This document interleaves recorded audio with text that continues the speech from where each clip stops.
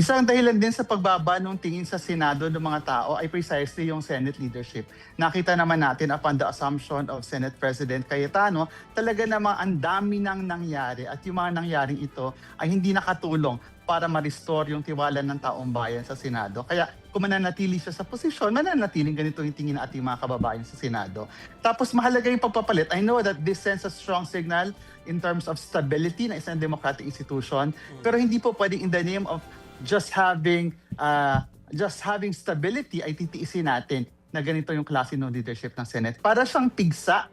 Usong-uso ang pigsa ngayong summer, di ba? Yes. Ang pigsa, pwede mong tiisin, pero at a certain point, kinakailangan mo talagang paputukin para talaga makaramdam ka ng relief at gumaling.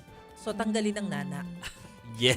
Tanggalin ang nana at tanggalin yung mata. Kasi pag hindi natanggal ang mata, tutubo lang yung pigsa sa ibang bahagi ng katawan. Pasensya na po sa mga kababayan natin naghahaponan. Kumakain. Yes.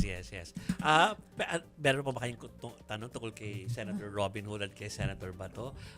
Mag-move on sana ako sa makikibalita tayo sa lower house kay Kong Percy.